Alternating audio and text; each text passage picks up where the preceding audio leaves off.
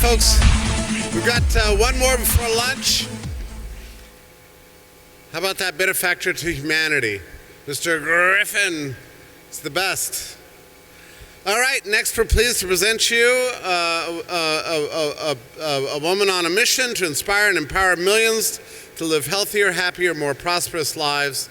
She's passionate about evidence-based living, non-aggression principle, and eliminating global poverty.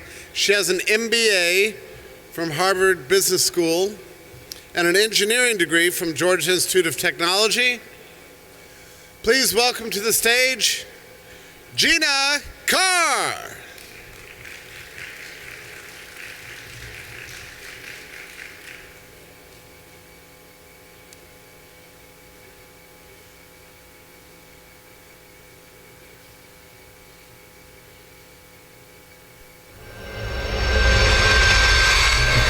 Welcome to Casa de Carne. We take the dining experience full circle. Who'd like to start? I'll have the baby back ribs, please. Oh, the ribs. Amazing. First time? Yes. Excellent choice. Follow me. Good luck. We'll be after.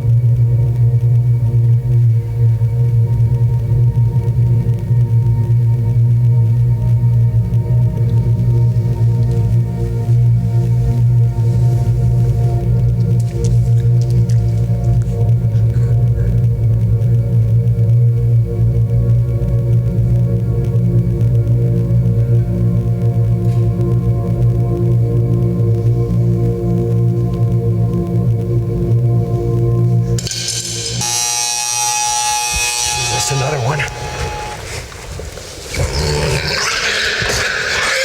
You gonna do it?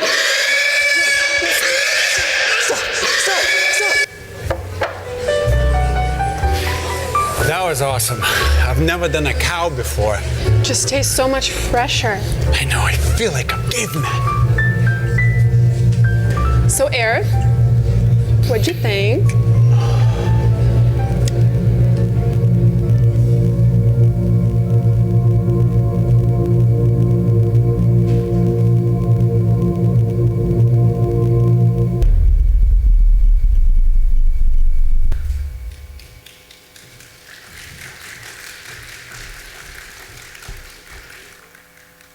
Well, yes, it is. Casa de Carne.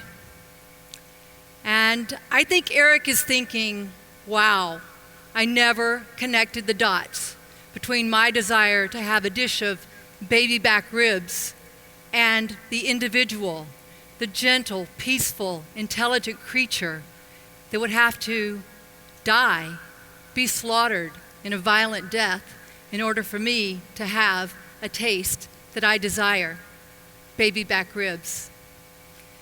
Well, that video certainly had a significant impact on me, and the decision to stop eating animals many years ago has been one of the most important decisions I've ever made.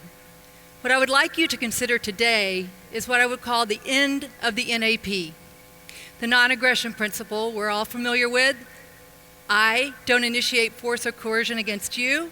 You don't initiate force or coercion against me. Well, I think within our community, we typically understand that to mean human to human. But what I'd like to encourage you today is to consider extending, opening your heart, opening your mind to considering that we should extend this to non-human animals. Thank you. I hope to show you today that non-human animals are a lot more similar to humans than you may think in terms of intelligence, compassion, emotional capability. Jeff Berwick talks about that we're all born anarchists. I think we're all born vegans as well. We don't want to harm another living being.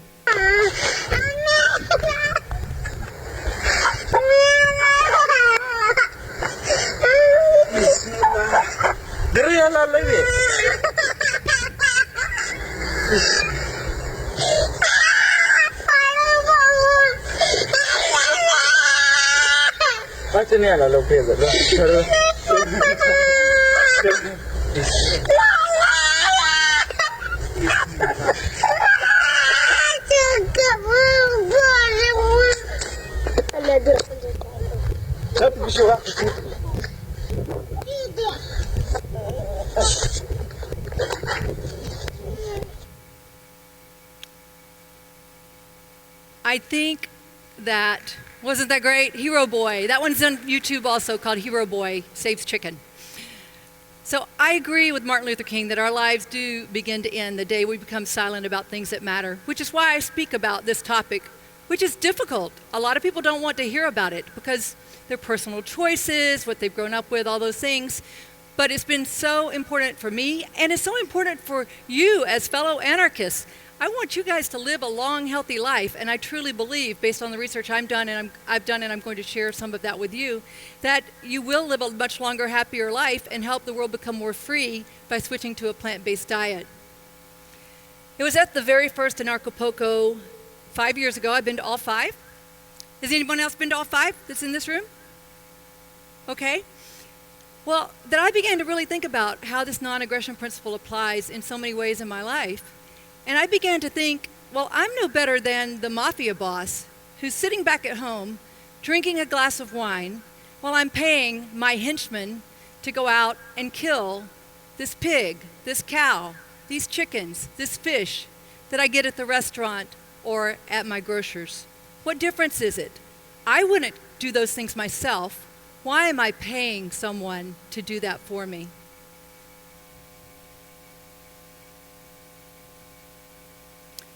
You know, non-human animals are so smart in so many ways. Take a look at this family of wild pigs.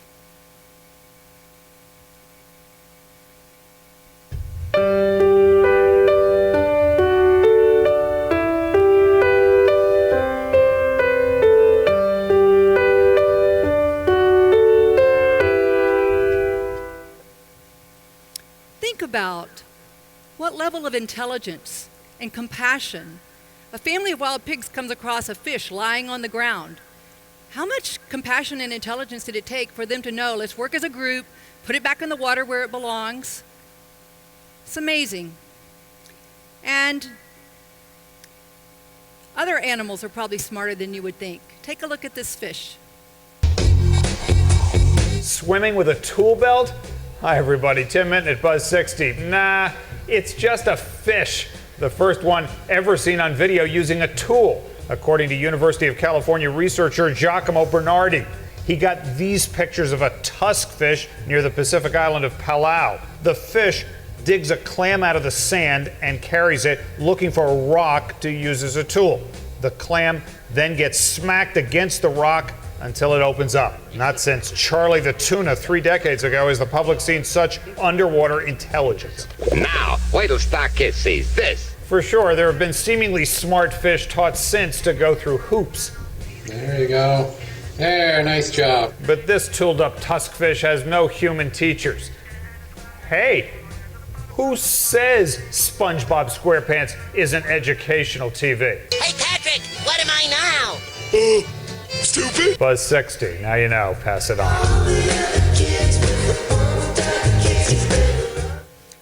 So fish are a lot more intelligent than you would think. They feel pain. They have complex social structures. They enjoy life. They want their lives to continue. And here at Anarchapulco, in this community, we place a high level on freedom. Well, non-human animals do too. They don't want to be bound or restrained, just like the pig in the first video.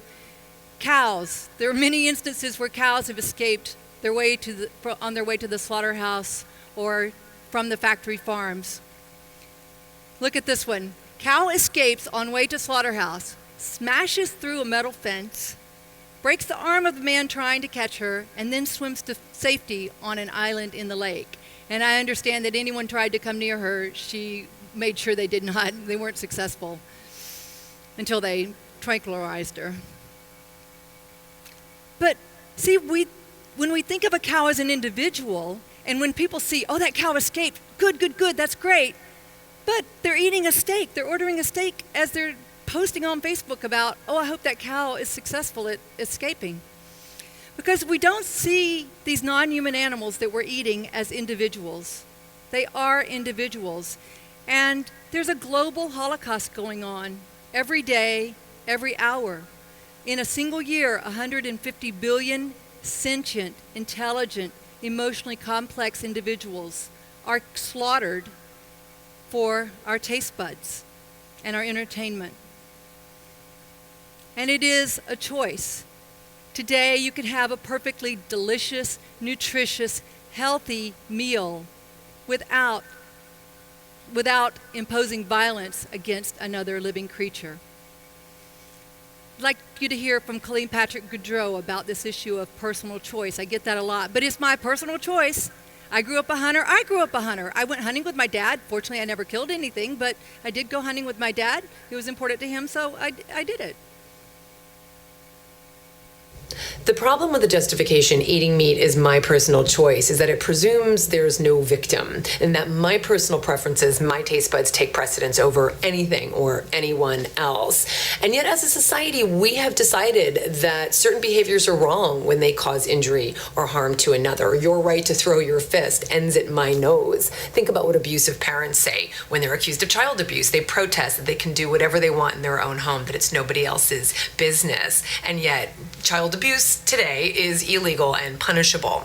When it comes to institutionalized animal abuse on animal factories and slaughterhouses, the only difference is that it's status quo, that it's the norm. But that doesn't mean it's not abuse, and that doesn't mean it's right. It just means it's systemic. A personal choice might be how I decorate my house, but a personal choice to hurt someone else, that doesn't seem like a pleasant credo to live by. It seems we need to make a different choice.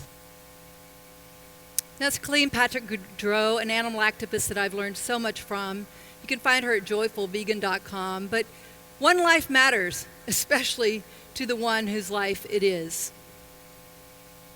Another animal activist that I've learned a lot from is Dr. Melanie Joy, who has a fantastic TEDx talk and wrote a fantastic book called Why We Love Dogs, Eat Pigs, and Wear Cows.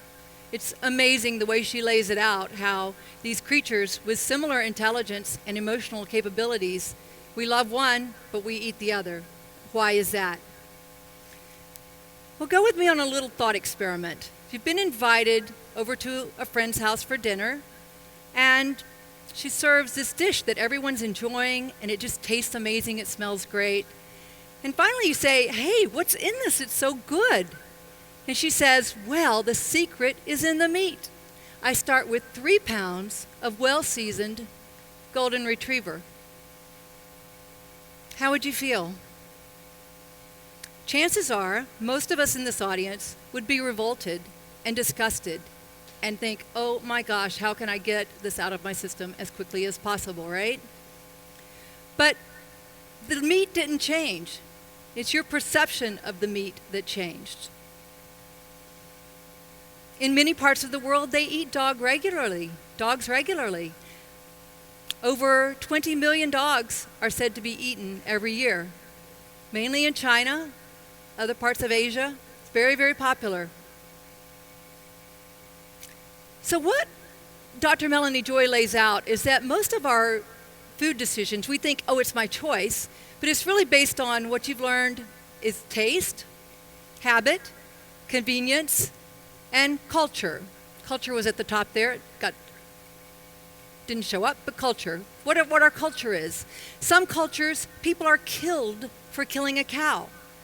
And in the United States and most of the Western world, we wouldn't think twice about it. Oh, they killed a cow, oh, big deal. Well, people are killed, and this is a regular occurrence. Many parts of the world still eat horses, including Mexico, including Germany, Japan, places that we think of as, wow, we wouldn't think that they eat horses, but they do. And in many parts of the world, of course, we eat chickens. I'd like you to meet Frog. School started back in August, obviously, last year, and I would usually go to the front yard and wait on the school bus. Frog had kind of followed me to the front yard, and I said, well, okay, you can follow me, it ain't no big deal. There you are. On the third day, he decided he was going to go by himself. Ever since then, he's done it every single day. And the bus is here. He could be indoors and he will start crowing right about the time the bus is going to go. Like, I know what time it is. I know the bus is coming.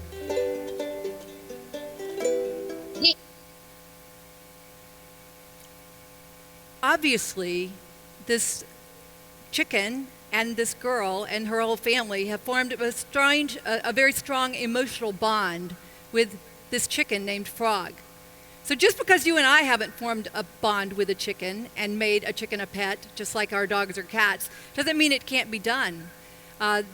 This chicken, Frog, named Frog, sits on her shoulder while she's doing laundry, while she's doing homework. At one point in the video, she says that she loves this chicken more than she loves her own brother. And obviously, they have a very strong bond. So think about when you were growing up. Did anyone ever ask you, do you want to eat dead animals? No.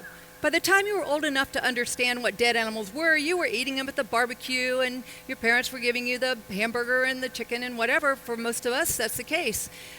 So what is it that allowed us to go from being told, oh, be kind to animals, I love animals, to, okay, I love animals with this part of my brain, but I'm eating animals with this other part of my brain?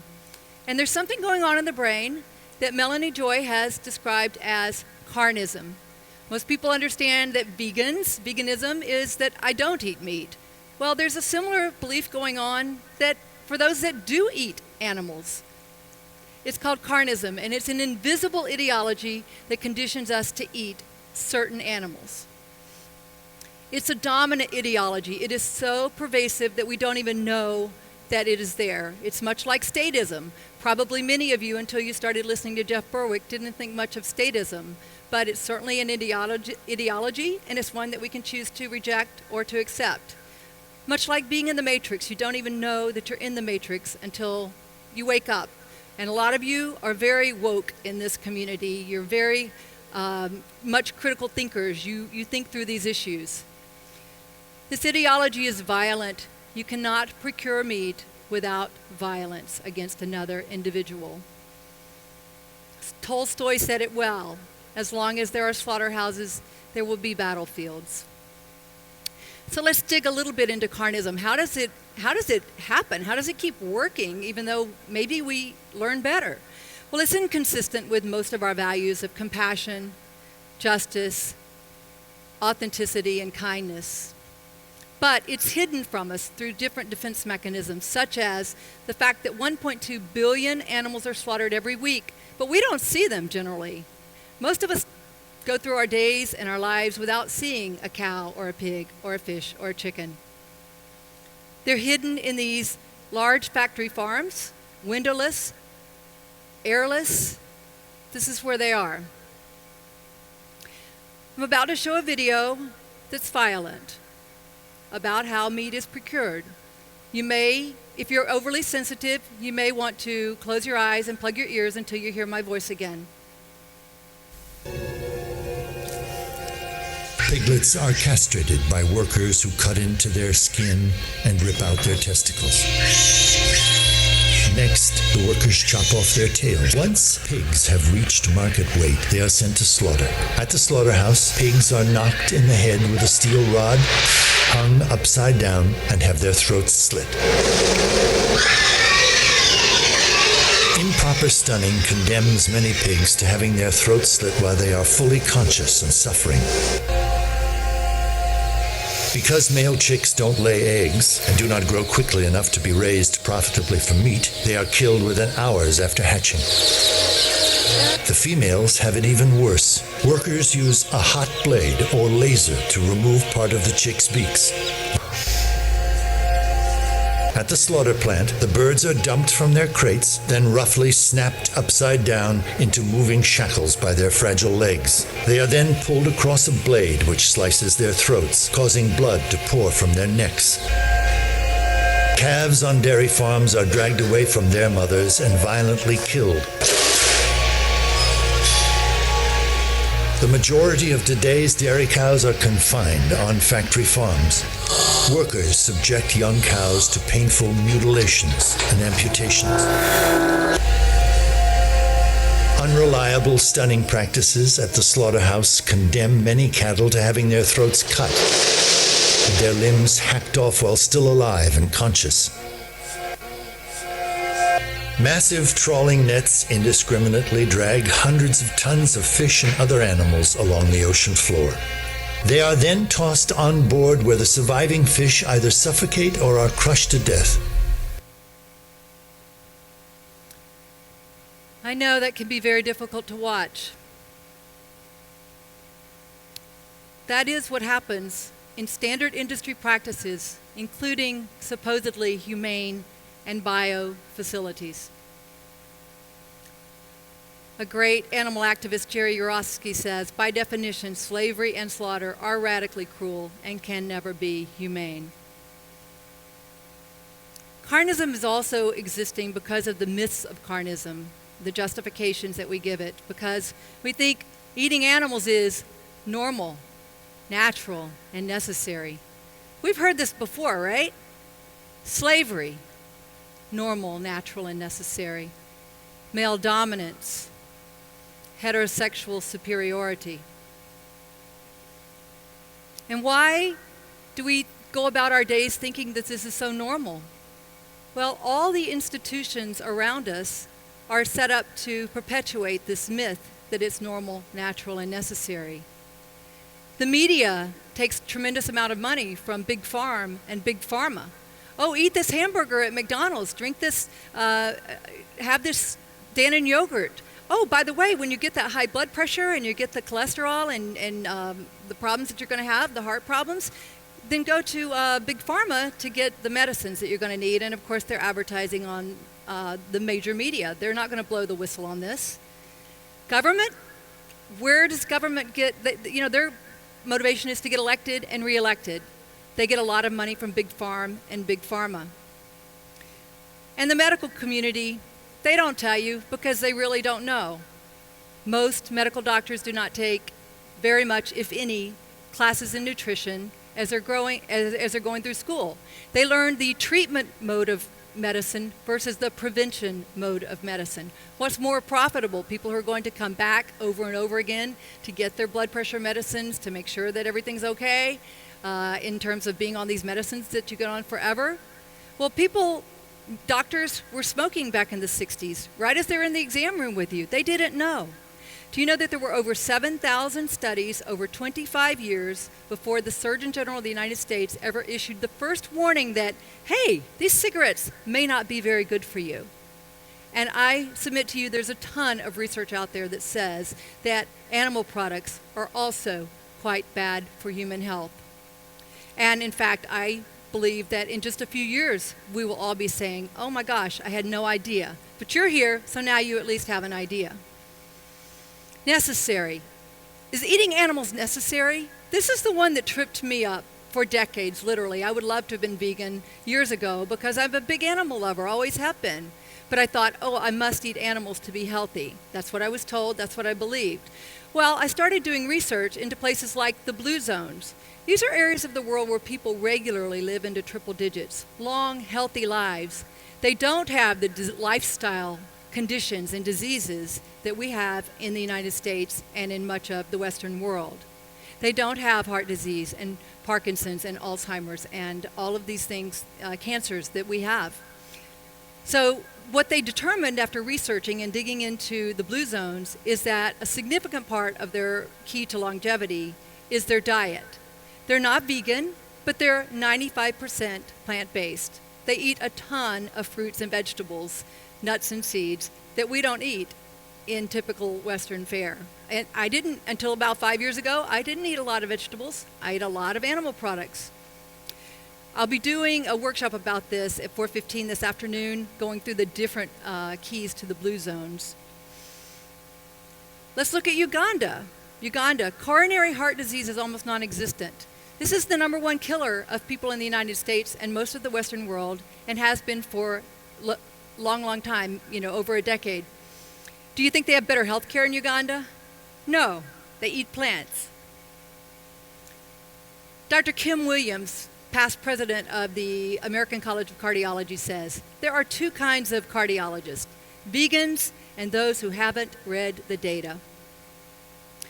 One of the most life-changing books you can give yourself or any loved one is the book by Dr. Michael Greger, How Not to Die, where he goes through in elaborate detail with great extensive research that to prevent, treat, or reverse every single one of the leading causes of death in the United States, eat a plant-based diet. And you can find his information on nutritionfacts.org.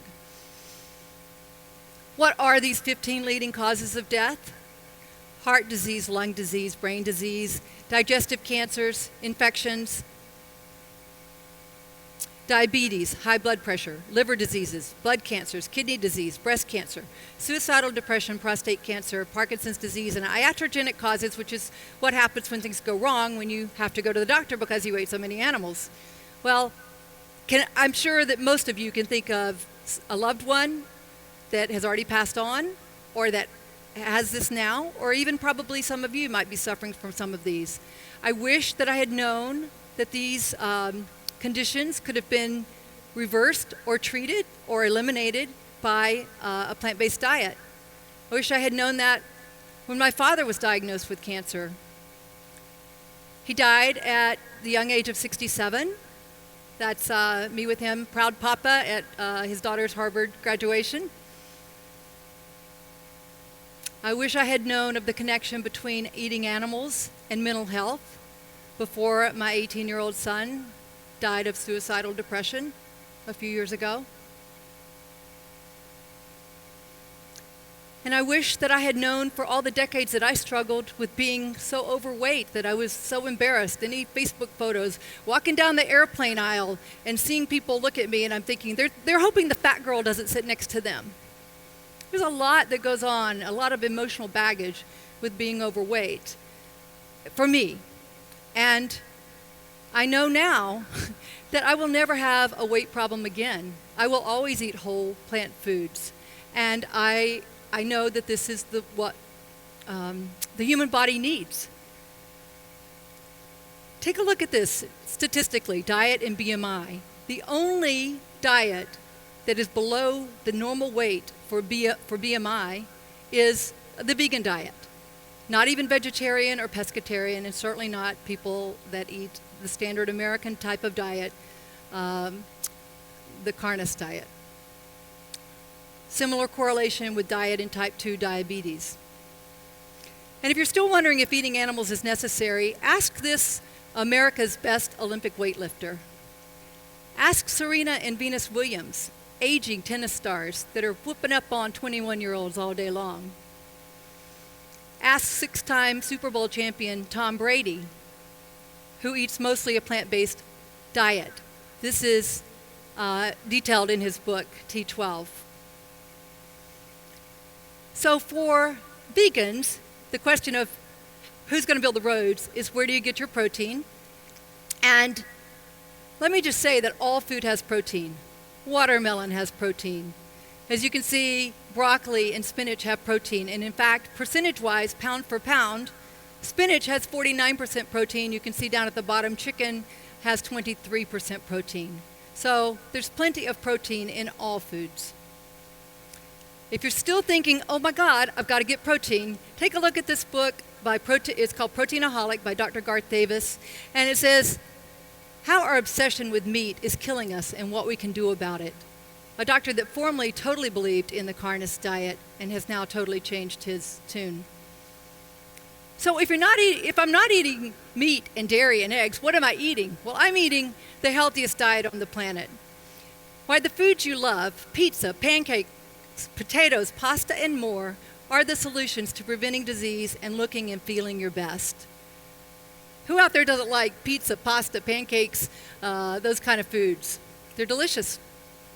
If you want to know more about the health issues regarding animal foods, take a look at the movie, What the Health? It's available on Netflix. And is this natural? Let's take a quick look here. People will say, well, it's natural. Well, murder and rape are natural, but they're not accepted by most of society. So, what's natural? Well, if you look at a true obligate carnivore, their mouth structure, their digestive system is very dissimilar to ours. Ours is much more like a herbivore. And for those of you who are really into the environment, you probably want to know that animal agriculture is the leading cause of species extinction, ocean dead zones, water pollution, and habitat destruction. You can find out more about that in the movie Cowspiracy, also available on Netflix. And finally, carnism is able to exist because of our cognitive distortions. We see abstractions, we don't see individuals, and we see absurdities. This has allowed humans to commit atrocities against other humans and people, other individuals that are not like them for millennia. So carnism is this mentality that causes us to turn someone into something to reduce a life to a unit of production. So there's 3 stages of truth in all social movements. The first is it's mocked and ridiculed. The second is denial and violent opposition. I would say that anarchism is right there at mocked and ridiculed. Denial and violent opposition is probably where veganism is right now. And finally, there's acceptance, like, oh, why weren't we this way all the time? Why did we ever have slaves? Good people don't talk about nonviolence. They practice it every single minute of every day. So if what I've said has inspired you to consider making a permanent lifestyle change, these are some of the keys that will help. Raise your consciousness, know your why, know your numbers, get community support, and make the food easy. If you're looking for community support, you can just do Google searches, you can find communities in your neighborhood. You can get a lot of online help from a group like mine called the Healthy Happy Hour. It's a Facebook group where my friend Karen Jacobson and I do a little show. There's also a Vegans of Anarchapulco Facebook group you can go to. And for those that want to dig a little deeper, I'm doing an online 4-week class starting in mid-March. You can find it at ginachallenge.com. And I'd love to have you join me on a journey to learn more how you can be healthier. So every bite you take is either fighting disease or feeding it, helping the environment or hurting it, promoting peace or promoting violence. Fortunately, we have a lot of wonderful choices here at this conference that help us promote peace. And I encourage you to choose to do no harm. Thank you.